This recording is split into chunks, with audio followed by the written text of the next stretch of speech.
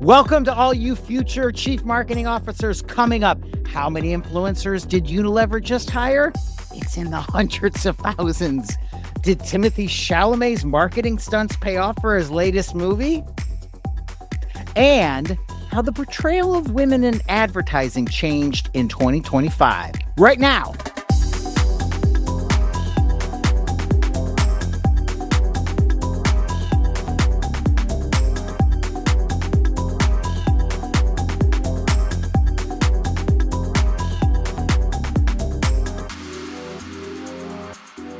Welcome to Bluey's favorite marketing and advertising show. I'm Matthew Newell. And I'm Chris Stone. And like Bluey, turning everyday chaos into teachable moments, we're here to transform your marketing rubble into something useful. Whether you're in your first marketing campaign or your 500th, we're here for you. Matthew, like Republica, are you ready to go? I'm not stopped, ready to go. Here's what you need to know from the industry that was tatted out before all the posers came along. Today's lead headline, I had to read this multiple times to believe it. Unilever has hired 300,000 influencers in 2025. Let me say that again, 300,000 influencers worldwide. So a bit of decoding first. Unilever is a massive London via Rotterdam-based worldwide CPG, consumer packaged goods conglomerate. They own brands ranging from Dove to seventh generation to Lipton and Magnum, some brand I've never heard of. How do you identify, let alone manage 300,000 influencers? I have no idea. Unilever is in many industries, including beauty, where influencer marketing makes a lot of sense. But Chris and I will keep you posted in 2026 to see if this marketing initiative pays off, because I'm still wrapping my brain around it. So let me get this straight. 300,000 influencers. So Unilever's basically hired the entire population of Cincinnati to post about soap, and I'm sure the ROI tracking spreadsheet is going great. Next up in our marketing queue, Timothée Chalamet in Filmhouse A24 caught some flack recently for a stunt where it looked like Chalamet was satiring marketers like us. I thought it was funny. But my dude has been giving a masterclass over the last couple of years in out-of-the-box marketing to promote his movies. He's a marketer's dream. Peep it. He did a near wordless Instagram live. His bodyguards wore huge orange ping pong balls, and he became the first person to stand on Vegas's Sphere. I don't know the ins and outs of film finance, but the movie has grossed over $28 million on a $60 million budget. But apparently A12 is thrilled about that and how well the movie is performing. Marketers, take advantage when you've got a fun partner like Timothée. Just because your great ideas have gotten no's a million times from others doesn't mean they won't say yes today. I love it. Timothy's out here turning bodyguards into ping pong balls, climbing the Sphere while most brands can't even get legal to approve a TikTok. Yeah, I'd say we're playing different games. That's right. I'd love to see legal going through all the, this one makes me uncomfortable. Our final headline, how to portray an American family in the kitchen has been the third rail of advertising for decades. Gender, age, height, hairstyles, the amount of time that we all go into the optics is exhausting. Research agency Kantar, apparently based in Dagobah, noted that the proportion of TV ads showing women in a non-traditional role has halved from 8% to 4%.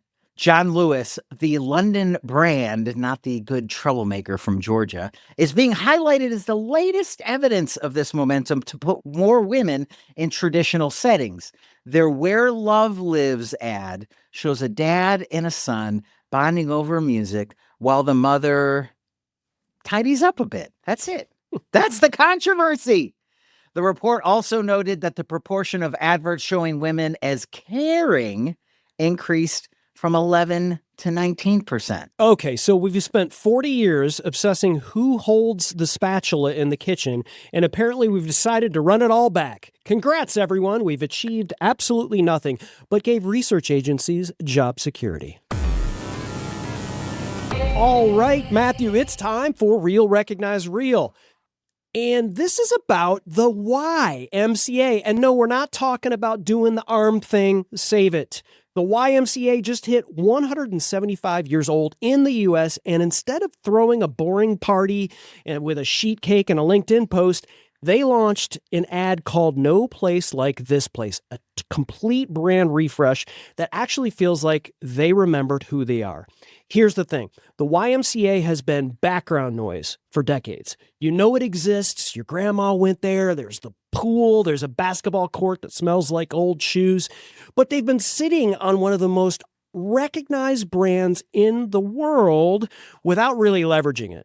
Until now. This campaign doesn't try to reinvent the wheel. It just reminds you that the wheel's been rolling for nearly 2 centuries. Bold visuals, high energy, like real people doing real things, not just the stock photo garbage of someone laughing alone with a yoga mat.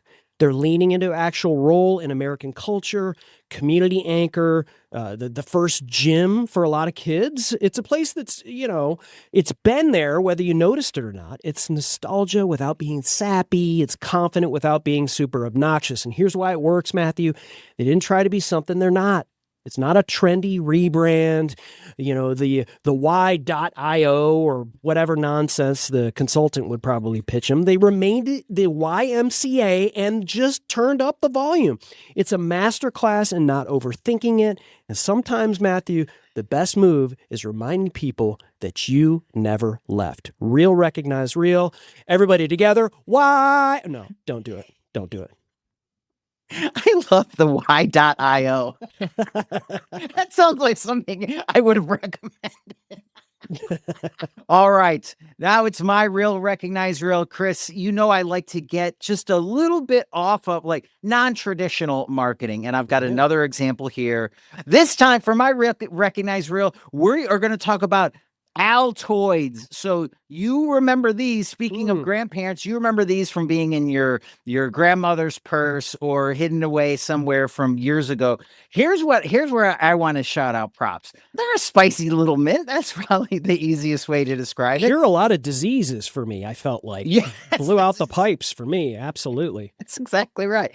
But they have had forever, they've had the opportunity to change this packaging. This is, I don't know if it's tin, but it's certainly not, traditional crappy plastic packaging.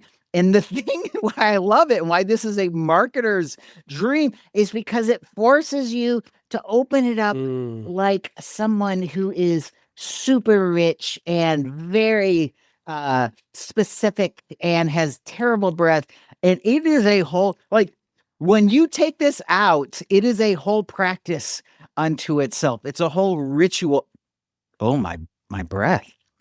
It is just right. I can right smell it through there. the screen right now. That's exactly can right. Everyone here smell it?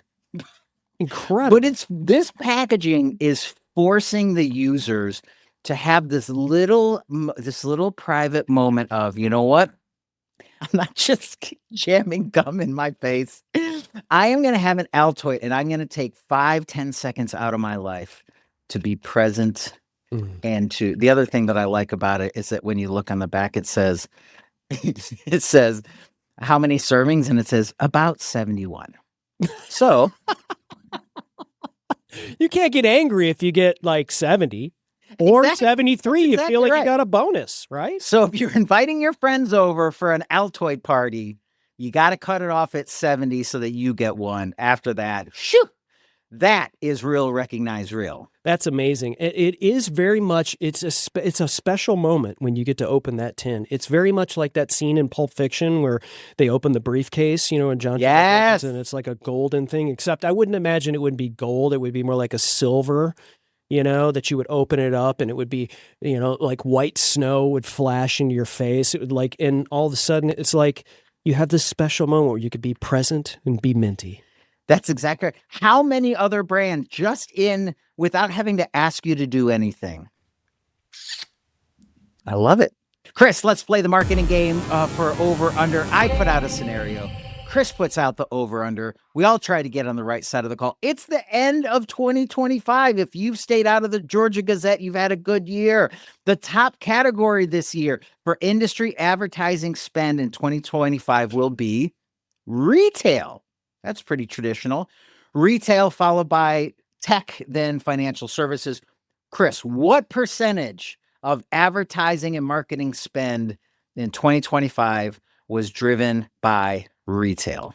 Online and brick and mortar retail? Yes. Okay. Yes, total spend. I think I know this, or at least I had saw how it was trending. I'm going to say it's over under 13%. Woo! We'll see. Anyone else out there who's listening to this, you got any thoughts or opinions? Put them in the comments. And that's it for this week's Marketing Machines and Mischief, except for a little lesson learned. Marketers, if your heart feels hollowed out by your marketing job, find a new one. I did. Bye. Bye.